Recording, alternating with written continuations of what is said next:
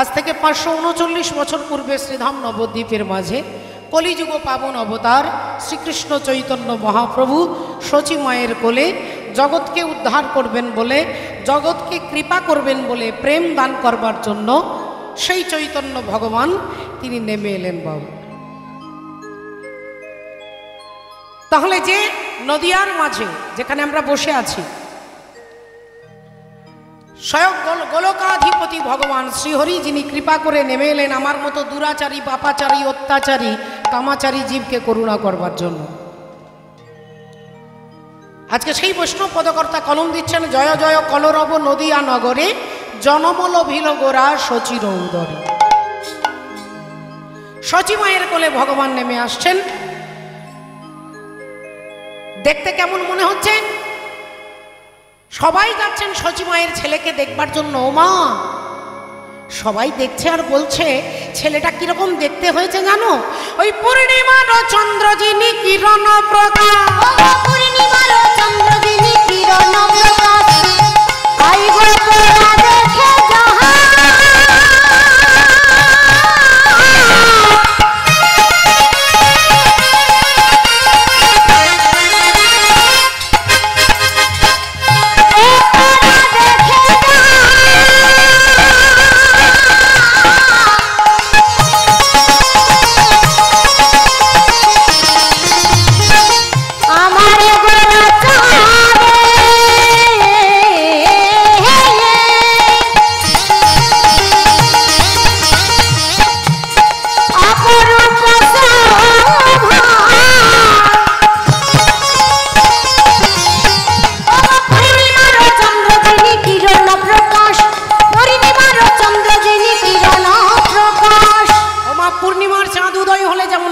অন্ধকার থাকে না, গৌর চাঁদের যেদিন কোনো কলিজীবের ভাগ্যাকাশে উদিত হবে বলে তার অজ্ঞান অন্ধকার চলে যাবে।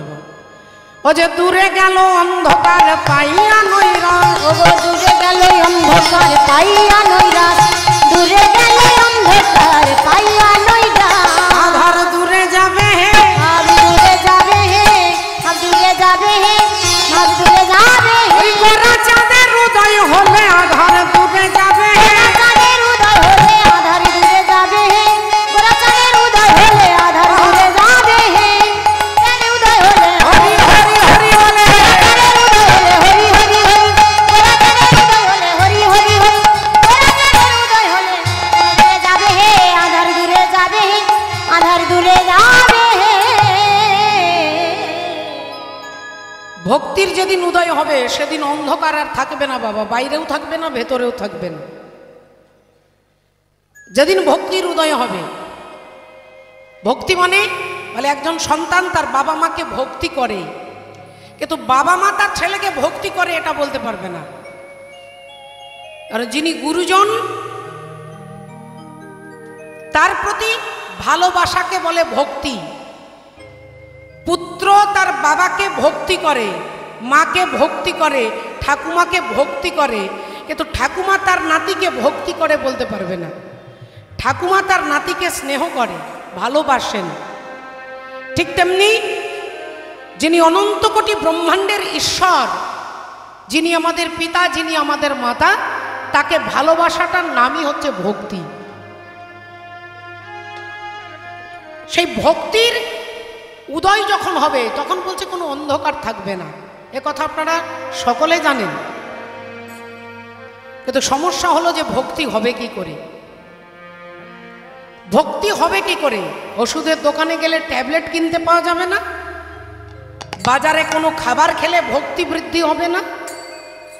ভক্তি বৃদ্ধির একমাত্র পথ সেটা হচ্ছে সাধুসঙ্গ। সাধুসঙ্গ সর্বশাস্ত্রে কয়, লবমাত্র সাধুসঙ্গ জীবের সর্বসিদ্ধি হয়। হরি বল। জীবের সর্বসিদ্ধি হয় সাধু সঙ্গের দ্বারা। ভক্তি জাগ্রত হতে পারে মাগো। আপনি বুঝবেন কি করে সাধু কাকে বলে? সাধুর পোশাক দেখে নয়, সাধুর প্রতি আপনি যদি বিচার মনোভাব আনেন তাহলে ভক্তি আসবে না। আপনি যদি বিচার করেন যে এটা তো ঠিক নয়, এটা তো ঠিক নয়, ভক্তি এখানেই হরি বলে এসে গন্ডগোল হয়ে যাবে, যেখানে কোনো বিচার করা যাবে না। গুরুর দোষ কি গুরু অন্যায় কি গুরু খারাপ বললেন কি গুরু মিথ্যে বললেন, এটা যদি বিচার করেন তাহলে গুরুর প্রতি ভালোবাসা শ্রদ্ধা আর থাকবে না। আপনার এখানে অনেক অনেক মায়েরা বাবারা বসে আছেন, প্রতিদিন খবরের কাগজে টিভিতে দেখছেন যে ছেলে তার বাবা মাকে বৃদ্ধাশ্রমে দিয়ে আসছে, ছেলে তার বাবা মাকে প্ল্যাটফর্মে রেখে দিয়ে আসছে, ছেলে তার মাকে খেতে দেয় না, বৌমা তার শাশুড়িকে খেতে দেয় না। কিন্তু এখানে যত যত মায়েরা আছেন তারা কি বলেন যে আজ থেকে ঘরে গিয়ে আর ছেলেকে খেতে দেব না? বলেন কি? নাকি কোনো মায়েরা চাইবেন যে আর কখনো সন্তানের জন্মই দেব না, বাবা দরকার নেই, ওই তো ওর মাকে প্ল্যাটফর্মে ছেড়ে দিয়ে ছেলে চলে এসেছে, আর আমি সন্তানের প্রয়োজন নেই, এরকম কথা কখনো বলেন? কেন বলেন না? না, সন্তানের প্রতি ভালোবাসা। এই যেদিন গুরুর প্রতি আপনার আত্মনিবেদন আসবে সেদিন গুরু কৃপা হবে, সেদিন গুরুর কৃপা হবে। রাধে রাধে। ভক্তমণ্ডলী, ভক্তিমতী মায়েরা, এই আত্মনিবেদন, এই ভগবানের প্রতি সর্বান্তকরণে বিশ্বাসটাকেই বলা হয় ভক্তি। বিশ্বাসের নাম হচ্ছে প্রহ্লাদ। প্রহ্লাদ কোনো ব্যক্তিবাচক নয়, প্রহ্লাদ নামটার তাৎপর্যই হচ্ছে বিশ্বাস। হিরণ্যকশিপুর তার ছেলেকে জিজ্ঞাসা করছে তোর হরি থাকে কোথায়? ছেলে কি বললেন না, তুমি এমন একটা জায়গা আমাকে বলো যেখানে হরি নেই, এমন একটা জায়গা তুমি আমায় বলে দাও বাবা যেখানে হরি নেই। অহংকারী হিরণ্যকশিপুর বললেন তাহলে তুই বলতে চাইছিস তোর হরি কি সব জায়গায় আছে? প্রহ্লাদ বললেন বাবা গো, সামনে পেছনে ডাইনে বামে তুমি যেদিকে তাকাবে সেখানেই হরি আছে। আচ্ছা, তোর হরি যদি সব জায়গায় আছে, আছে এই স্তম্ভটার মধ্যে, এই স্তম্ভের মধ্যে তুই তোর হরিকে দেখাতে পারবি? প্রহ্লাদের মুখ দিয়ে বেরিয়ে গেল, হ্যাঁ আমি ওখানেও হরিকে দেখতে পাচ্ছি। এই পিলারটাকে, এই যে পিলার দাঁড়িয়ে আছে স্তম্ভ, এটাকে ভাঙলে কি পাওয়া যাবে মা? ইট, সিমেন্ট, বালি, পাথর, এতটুকু কোথাও কোনো ফাঁকা জায়গা নেই যে ভগবান ওই ফাঁকা জায়গার মধ্যে লুকিয়েছিলেন। তাহলে যার মধ্যে কোনো জায়গা নেই সেখান থেকে ভগবান বেরিয়ে আসছে, এর অর্থটা কি? না, ভগবান বললেন ওই স্তম্ভটার মধ্যে আমি ছিলাম না, আমি প্রকট হলাম কোথা থেকে? না, প্রহ্লাদের অন্ধবিশ্বাস থেকে। একজন ছেলে কার উপরে ভরসা করে? বাবা মায়ের উপরে। প্রহ্লাদের বাবাই হচ্ছে চরম শত্রু, প্রহ্লাদের জন্মদাতা পিতা হচ্ছে প্রধান শত্রু, প্রধান ভিলেন। পাহাড় থেকে ফেলে দিচ্ছে, হাতির পায়ের তলায় ফেলে দিচ্ছে, বিষ খাইয়ে দিচ্ছে। একজন ছেলে কোথায় যাবে বিপদে ছুটে? তার বাবার কাছে। তার বাবাই হচ্ছে তার প্রথম শত্রু। এ তো প্রহ্লাদের বিশ্বাস, রাখে হরি তো মারে কে, আর মারে যদি হরি তো রাখে কে। এই যে বিশ্বাস, বিশ্বাস আমাদের টলমল করে মাগো, সদা সর্বদা টলমল টলমল টলমল করে, একটা জায়গায় দাঁড়ায় না। তাই রাবণের কৃপা হয়নি, রাবণ ভগবানকে পাননি। কেন? রাবণের 10টা মাথা, আমার দিকে তাকিয়ে দেখুন, আর এই 10টা মাথা ধরে নিন যে আমি চৈতালি চট্টরাজ, আমার 10টা মাথা। এই 10টা মাথাকে যদি এরকম সাজাতে হয় তাহলে আপনি কিভাবে সাজাবেন? একদিকে 5 আর একদিকে 5 আর মাঝখানে 1, কটা হলো মা? 10টা কি হলো? তা রাবণের কটা মাথা? 10টা মাথা সাজাতে গেলে আপনাকে কিরকম সাজাতে হবে? একদিকে 5 একদিকে 4, এদিকে 5 এদিকে 4, মাঝখানে 1, তবে গিয়ে তো হবে 10। তা রাবণের তাহলে একদিকে 5 কিলো একদিকে 4 কিলো, তাহলে ব্যালেন্সটা কি ঠিক থাকছে? ব্যালেন্স ঠিক নেই। একদিকে 5 একদিকে 4, রাবণের ব্যালেন্সটাই ঠিক নেই। রাবণের মতো পণ্ডিত স্বর্গমূর্ত পাতালে কেউ নেই, রাবণের মতো বেদজ্ঞ কেউ নেই। 10 বছর বয়সে 4টে বেদকে তিনি মুখস্থ করেছেন। মামার বাড়ি ছিল রাক্ষসের বাড়ি, ভেতরে ভেতরে তলে তলে মামা বাড়ির সঙ্গে তার সম্পর্ক খুব সুন্দর করেছিল বলে বাবা বিশ্বশ্রবা মুনি বললেন, তুই ব্রাহ্মণের মতো আচরণ করিস অথচ তলে তলে তুই অসুরদের সঙ্গ করিস, আমি তোকে অভিশাপ দিচ্ছি, তুই অসুর হবি, তুই রাক্ষস হবি। তাই রাবণের বাবা হচ্ছেন বেদজ্ঞ ব্রাহ্মণ, ব্রাহ্মণের ছেলে রাক্ষস হয়ে গেল। রাবণের মতো পণ্ডিত, রাবণের মতো প্রভাবশালী, রাবণের মতো সুন্দর কেউ ছিল না বাবা। রাবণের বিরাট একটা ইউনিভার্সিটি ছিল, যেখানে ভোর 3:24 থেকে সমস্ত রাক্ষস যারা তারা বেদ পাঠ করতেন। কিন্তু বাল্মীকি রামায়ণ খুলে দেখুন, ওই রাবণের মতো এত বড় এত ট্যালেন্টেড ব্যক্তি যিনি, তাকেও বললেন রাক্ষস। কেন? বলে তার ভেতরে ছিল অহংকার। আর এই অহংকারটাই হচ্ছে ভগবানকে না পাওয়ার একটা প্রধান কারণ। আমাদের ভেতরে অহংকার কাজ করে। আমি কালকে বলেছি, আবার বলছি, অহংকার এই কান দিয়ে প্রবেশ করে। ভক্তির জগতে চোখের গুরুত্ব নেই, ভক্তির জগতে কানের গুরুত্ব। আপনি হরি কথা শুনলেই ভগবানের কৃপা হবে, আপনি ভগবানের নাম শুনলেই আপনার মঙ্গল হবে। চোখ আপনাকে আপনার সঙ্গে বেইমানি করতে পারে, কিন্তু ভক্তিমতী মায়েরা এই কান আপনাকে সাহায্য করবে। ভক্তির জগতে ইন্দ্রিয় দিয়ে ভগবত সেবার কথা বলেছেন, ঋষিকেশ আর ঋষিকেন সেবনম, ইন্দ্রিয় দিয়ে ভগবানের সেবা, যেটা করবার জন্য আপনারা বসেছেন। চৈতন্য ভগবান এই কারণে এলেন এই কলিযুগে। বিশ্বনাথ চক্রবর্তী পাদ বললেন, কাম কৃষ্ণ কর্মার্পণে ক্রোধ ভক্ত দেশী জনে। ভক্তের কামও থাকবে, ক্রোধও থাকবে। ঘরের মধ্যে রান্নাঘরে আগুন থাকবে, রান্নাঘরে যদি আগুন না থাকে তাহলে রান্না হবে না, ভাতও হবে না, তরকারিও হবে না। আর খাবার না থাকলে আমরা এত সুন্দর সুন্দর শক্তি আমরা ফিরে পাবো না। তাহলে রান্নাঘরে আগুন থাকবে, কিন্তু রান্নাঘরের ওপরে যদি আগুন লেগে যায়, রান্নাঘরের ভেতরে আগুন থাকবে, যদি ওপরে আগুন উঠে যায় বলে ওই আগুনটাই সারা ঘরটাকে পুড়িয়ে ছাই করে দেবে। তেমনি ভক্তের অন্তরে কাম থাকবে, কিন্তু শুধু কামই থাকবে তাহলে আপনার সর্বনাশ করে ছাড়বে। শুধু ক্রোধই থাকবে তাহলে আপনার বিপদ হয়ে যাবে। কাম দরকার, ক্রোধ দরকার, কিন্তু সব জায়গায় একটা জায়গায় এসে মিলিত হবে। সেটা কি না? ভগবানের জন্য। কাম কৃষ্ণ কর্মার্পণে, ক্রোধ ভক্তদ্বেষী জন। তাহলে এই কারণে শাস্ত্র আমাদেরকে বললেন, সাধু সঙ্গ, সাধু সঙ্গ সর্বশাস্ত্রে কয়, লবমাত্র সাধু সঙ্গ জীবের সর্বসিদ্ধি হয়। মিলন হবে কত দিনে, অমিলন হবে কত দিনে, ওই আমার মনের মানুষের রোশনে, আমার মনের মানুষের রোশনে। মিলন হবে কত দিনে, অমিলন হবে কত দিনে, আমার মনের মানুষের সনে, আমার মনের মানুষের সনে। মিলন হবে কত দিনে, অমিলন হবে কত দিনে, ওই আমার মনের মানুষের সনে, আমার মনের মানুষের সনে।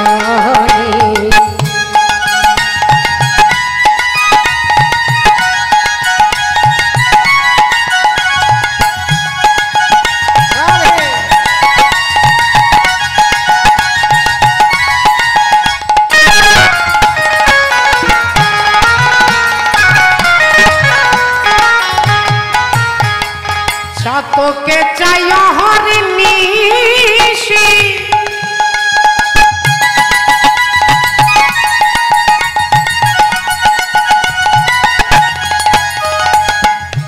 তোকে চাই হরিণীষি,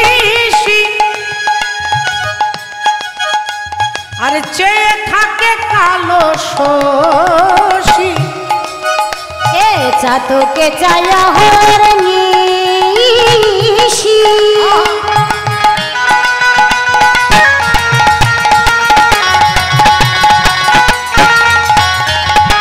তোকে চাই হরিণীষি, আহা চেয়ে থাকে সারা দিশি। ওমা আমি ভজবো বলে কালো শশী, ভজবো বলে কালো শোষী, ভজবো বলে কালো শোষী। ওই আমি ভজবো বলে কালো শোষী, ওটা হয় না কপাল গুনে, ওটা হয় না কপাল গুনে। ওই আমার মনের মানুষ আমার মনের মানুষে দোষণী, মিলন হবে কত দিনে, ও মিলন হবে কত দিনে। আমার মনের মানুষে দোষণী, আমার মনের মানুষে দোষণী, আমার মনের মানুষে দোষণী, আমার মনের মানুষে দোষণী। রাধে রাধে রাধে। তাই পদকর্তা কি বলছেন? দাপরে নন্দের ঘরে কৃষ্ণ অবতার, দাপরে নন্দের ঘরে কৃষ্ণ অবতার, দাপরে নন্দের ঘরে কৃষ্ণ অবতার। আপনি করিলা প্রভু অসুর সংহার, আপনি করিলা প্রভু অসুর সংহার, আপনি করিলা প্রভু অসুর সংহার। সচির উদরে এবে জন্ম নদিয়াতে, সচির উদরে এবে জন্ম নদিয়াতে।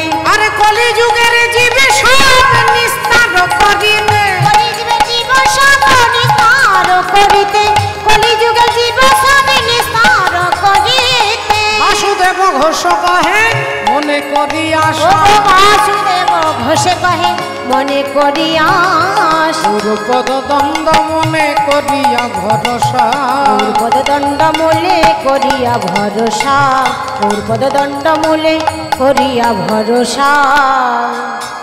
জয় রাধে। সকলের চরণে পুনরায় দণ্ডবোধ প্রণাম জানিয়ে ভক্তিমতী মায়েরা আমরা আজকে সরাসরি শুনবো, আমরা জানবো, আমরা মহাভারতকে লক্ষ্য করে সামাজিক শিক্ষা, জীব শিক্ষার কথা আমরা আস্বাদন করব। আমরা জানব যে ভগবান তিনি দর্পহারী মধুসূদন, কারোর অহংকার তিনি কখনো সহ্য করেননি, আর কারোর অহংকার তিনি রেখে দেননি। বাবা ভজন করতে করতে, নাম করতে করতে, জপ করতে করতে যদি মনে হয় যে আমার থেকে বড় ভক্ত আর কেউ নেই, জানতে হবে যে ভগবান তার মাথা থেকে হাতটা সরিয়ে নিয়েছে, তাই অহংকার আপনার মাথার উপরে চেপে গেছে। আর এই অহংকার যখনই মাথায় চাপবে তখনই ভগবান তার বিনাশ, তার তারিখটাও ঠিক করে দেবেন। বাবা এই ইতিহাস, এই তত্ত্ব জানতে গেলে আজকে আমরা জানব যে ভগবান তিনি ভক্তের কার দর্প চূর্ণ করেছেন। ভগবানের নামই হচ্ছে দর্পহারী মধুসূদন। এই দর্পহারী মধুসূদন নামটা কে রেখেছেন? না অর্জুন। অর্জুন ভগবানের নাম দিয়েছিলেন দর্পহারী মধুসূদন। সেই অর্জুনেরই দর্প চূর্ণ করেছিলেন। তার ইতিহাস, তার তত্ত্ব আমরা জানবো এই মুহূর্তে। ভগবান যুদ্ধ শেষ হয়ে গেছে, কুরুক্ষেত্রের যুদ্ধ শেষ করে যুধিষ্ঠির দাদাকে রাজার সিংহাসনে বসিয়ে ভগবান ভাবলেন আমার এখানে দায়িত্ব শেষ, আমি এখান থেকে চলে যাব, আমি এখান থেকে চলে যাব। কিন্তু যাবার আগে আমার কিছু কাজ আছে, কিছু ভক্তের সঙ্গে দেখা করার ব্যাপারটা আছে না, যারা দীর্ঘদিন আমার প্রতীক্ষায়, আমার জন্য এত কঠোর পরিশ্রম তপস্যা করছেন, আমার জন্য অপেক্ষায় বসে আছেন, তাদের সবার সঙ্গে দেখা করতে করতে করতে সকাল থেকে সন্ধে হয়ে গেছে। ভগবান ভাবলেন আজ রাত্রিবেলায় একবার পিসিমার সঙ্গে দেখা করে আসি। এই পিসিমার সঙ্গে দেখা করতে গিয়ে চিৎকার করতে করতে ভগবান দরজায় দাঁড়িয়েছেন, পিসিমা গো,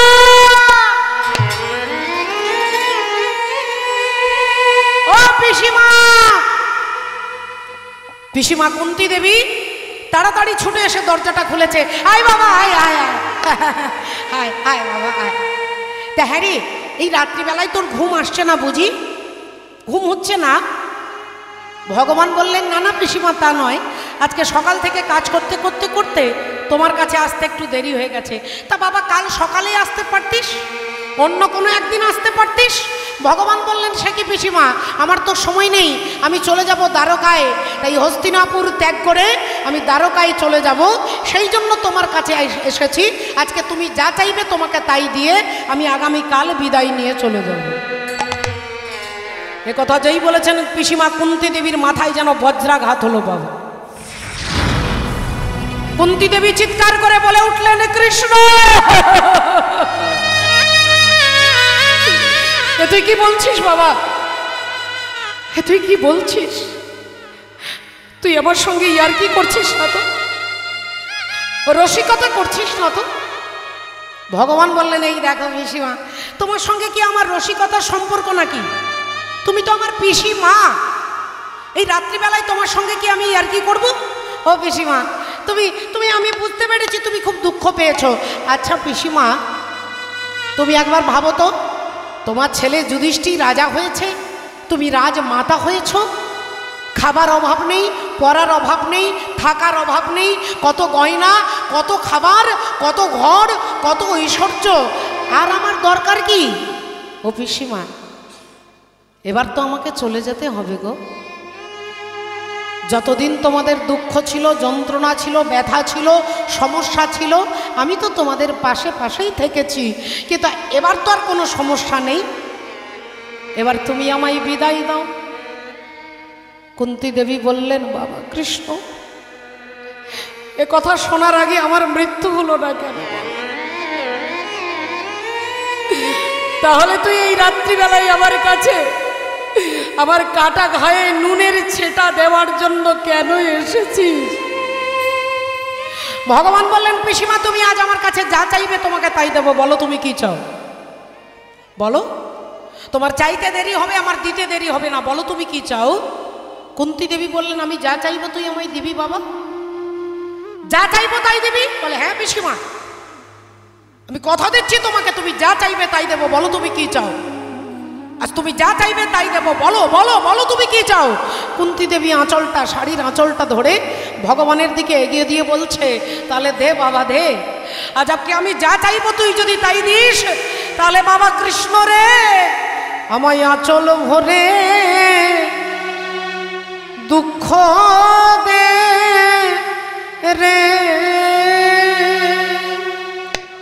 আমায় আঁচল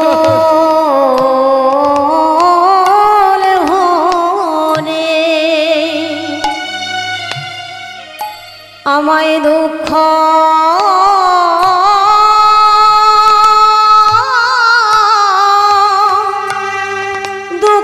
দে রে,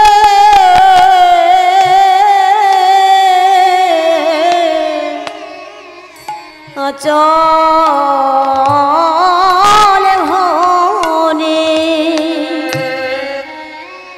আমায় দুঃখ দে রে। আমি আর তো কিছু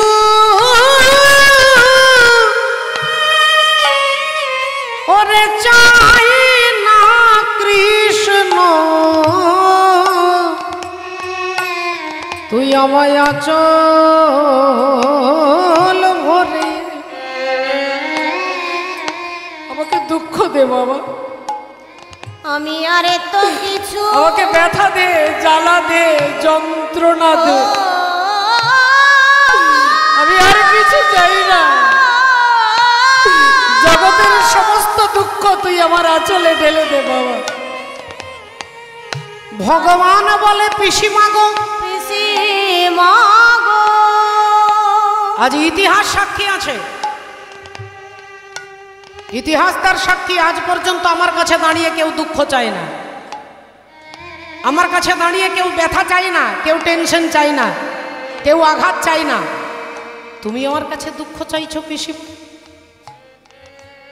তোমার সারাটা জীবন শুধু দুঃখ, কুন্তী দেবীর সারা জীবনে শুধু দুঃখ, তিনি আবার ভগবানের পিসি।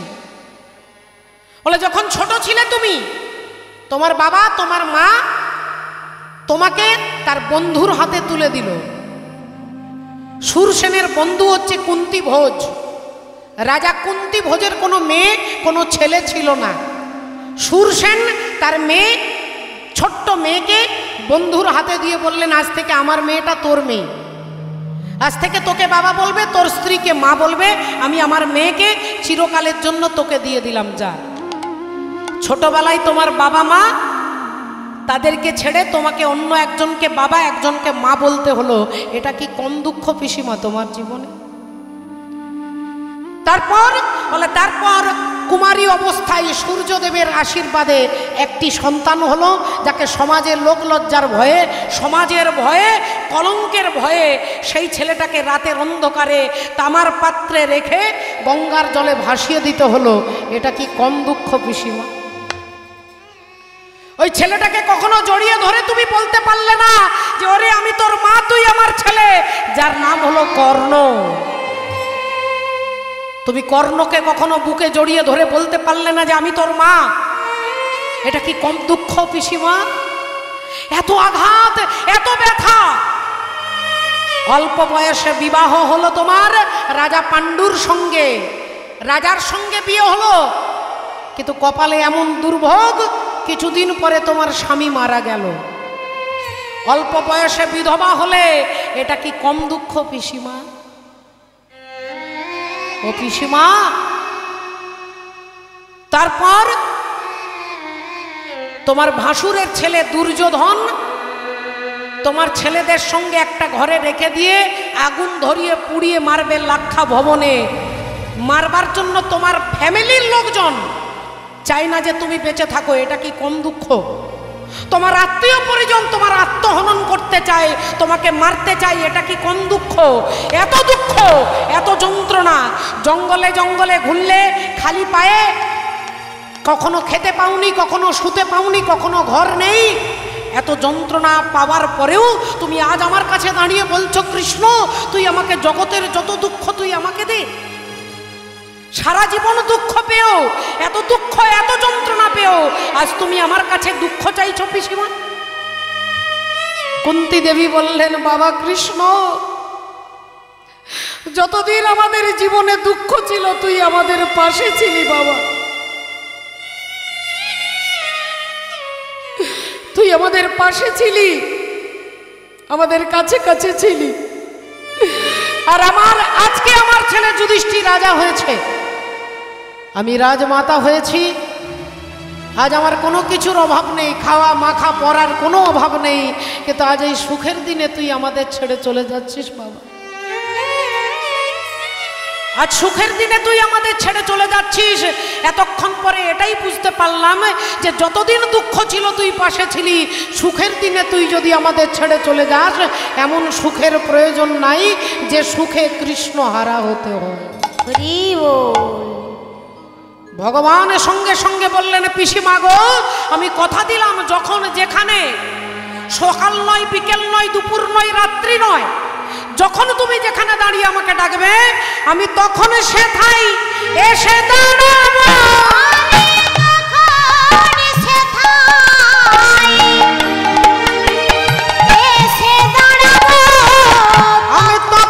সেথায় এসে দাঁড়াবো।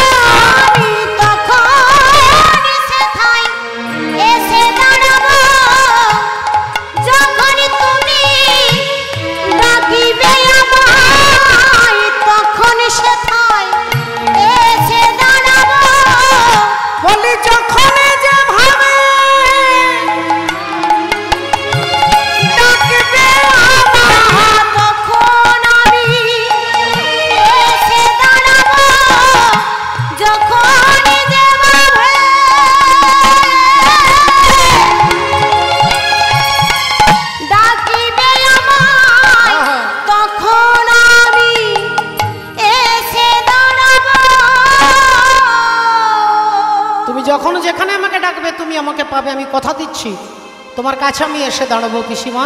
কিন্তু আমার তো অনেক দায়িত্ব আছে, আমাকে চলে যেতে হবে, তুমি আমাকে আশীর্বাদ করো। এই বলে কুন্তী দেবীকে, পিসিমাকে প্রণাম করে ভগবান শ্রীহরি ওখান থেকে বেরিয়ে চলে যাচ্ছে। যেতে যেতে যেতে হঠাৎ মনে হলো আরেকজনের সঙ্গে দেখা করতে হবে, বাকি রয়ে গেছে। আরেকজনের সঙ্গে দেখা করব, যিনি বিভিন্ন আঘাতে জর্জরিত, ব্যথায় চিত্ত যার দ্রবীভূত, আমি তার সঙ্গে দেখা করব। হাঁটতে হাঁটতে ভগবান যাচ্ছেন, চারিদিকে নিস্তব্ধ নিঝুম রাত্রি। একটা ঘরে একটা ছোট্ট প্রদীপ জ্বলছে, আর সেই অন্ধকার ঘরে বসে একজন কাঁদছে, মুখে আঁচল চাপা দিয়ে। ভগবান তার পেছনে দাঁড়িয়েছেন, পিসিমা। তিনি আর কেউ নন মা, তিনি শতপুত্র হারা জননী, যার নাম হচ্ছে গান্ধারী। যেই পিসিমা বলে ডেকেছেন, গান্ধারী অমনি পিছন ফিরে তাকিয়ে উঠেছে। কে? কে তুমি? তোমায় আমি দেখতে পাচ্ছি না কেন, তুমি কে? যদি তোমার সাহস থাকে আমার সামনে এসে দাঁড়াও, আমি তোমাকে দেখতে চাই, তুমি কে? বললেন মা, আমি তোমার সামনে পেছনে ডাইনে বামে পূর্ব পশ্চিম উত্তর দক্ষিণ ঈশান নৈঋত অগ্নি বায়ু ঊর্ধ্ব অধ, তুমি যেদিকে তাকাবে আমি সেখানে আছি, কিন্তু আমাকে দেখতে গেলে এরকম হ্যালোজিন জ্বেলে দিলে দেখা যাবে না। এরকম হ্যালোজিনের আলোতে নয়, টিউবলাইটের আলোতে নয়, সূর্যের আলোতে নয়, আমাকে দেখতে গেলে যে আলোটার প্রয়োজন তার নাম হচ্ছে দিব্য জ্ঞান। না তুমাং শক্য সে দ্রষ্টু মানে নৈব সচক্ষুষা দিব্যাং দদামি তে চক্ষু পশ্যমে যোগ মহেশ্বরম। তুমি আমায় দেখবে মা? অমনি গান্ধারী তাকিয়ে দেখছে, দেখে স্বয়ং ভগবান দাঁড়াইয়ে আছে। দেখে স্বয়ং ভগবান দাঁড়াইয়ে আছে। ও দেখে স্বয়ং ভগবান দাঁড়াইয়ে আছে। দেখে স্বয়ং ভগবান দাঁড়াইয়ে আছে। ও যে গান্ধারী চোখের কাছে স্বয়ং ভগবান দাঁড়াইয়ে আছে। গান্ধারী চোখের কাছে স্বয়ং ভগবান দাঁড়াইয়ে আছে। আর যেই ভগবানকে দেখেছে অমনি গান্ধারী বলে উঠল, তুমি সেই কৃষ্ণ, তুমি সেই কৃষ্ণ যে আমাকে মা বলে ডাকবার মতো কাউকে ডাকলে না। তুমি সেই কৃষ্ণ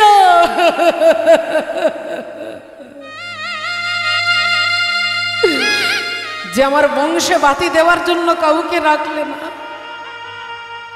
তুমি সেই কৃষ্ণ যে আমার বংশকে ধ্বংস করে দিয়েছ। তাই কৃষ্ণ রে, আজ সন্তান হারা জননী গান্ধারী আমি, আজ আমি তোমাকে দিলাম অভিশাপ। হ্যাঁ হ্যাঁ হ্যাঁ, অভিশাপ। তোমাকে আমি অভিশাপ দিচ্ছি। আমার বংশে বাতি দিতে তুমি যেমন কাউকে রাখলে না, একদিন আমার মতো তোমার যদু বংশ ধ্বংস হয়ে যাবে। একদিন আমার মতো তোমার বংশ ধ্বংস হয়ে যাবে। যেই এ কথা বলেছেন অমনি সচ্চিদানন্দ পরমাত্মা ভগবান হরি একটু মিষ্টি হেসে বললেন, মা তোমার অভিশাপ আমি মাথায় তুলে নিলাম। তোমার দেওয়া অভিশাপ আমি মাথায় তুলে নিলাম। মাথায় তুলে নিলাম। আমি কথা দিচ্ছি মাগো, আমার বংশে বাতি দেওয়ার জন্য কেউ থাকবে না, কিন্তু এই মা গান্ধারী তোমার একটাও ছেলেকে কিন্তু আমি মারিনি মা। তোমার একটাও ছেলেকে আমি মারিনি, মেরেছে তাদের কর্ম। তুমি মনে করে দেখো মাগো। ও মা, কুরুক্ষেত্রের যুদ্ধ যেদিন শুরু হবে, সেই যুদ্ধ শুরু হওয়ার আগে তোমার ছেলে দুর্যোধন তোমাকে প্রণাম করতে এসেছিল। আর তোমাকে প্রণাম করতে এসে, হরি বলে রাধে রাধে, প্রণাম করতে এসে তোমার পায়ে হাত দিয়ে তোমার ছেলে বলল, মা আমি যুদ্ধে যাচ্ছি, তুমি আমাকে আশীর্বাদ করো, আমি যেন যুদ্ধে জয়লাভ করতে পারি।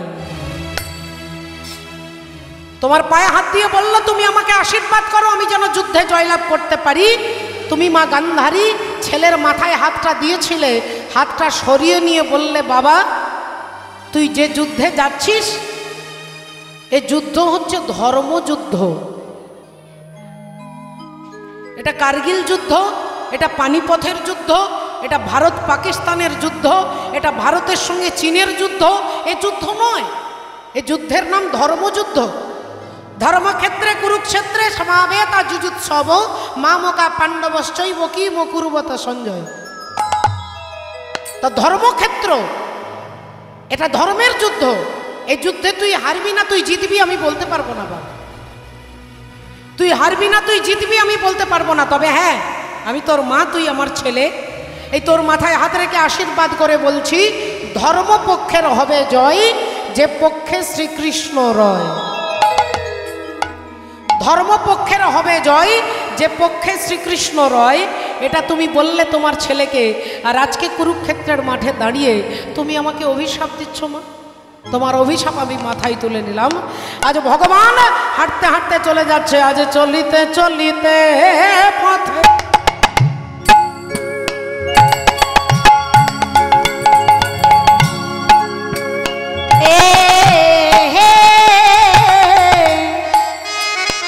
চলে যায়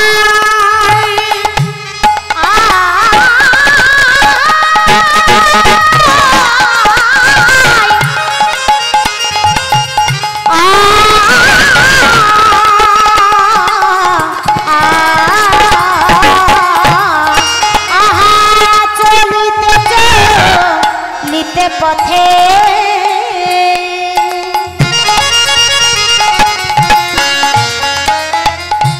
বলি হা গোবিন্দ বলি ডাকে, চলিতে চলিতে পথে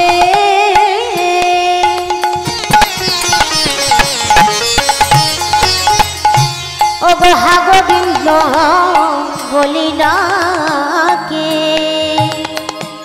বলি দয়াল আমার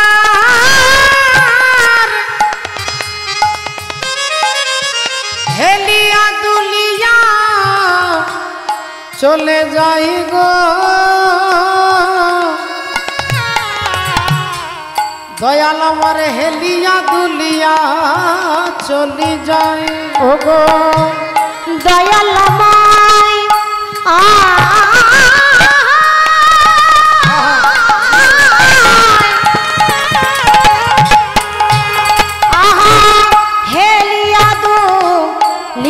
চলে যায়, দয়াল আমার দুলিয়া চলে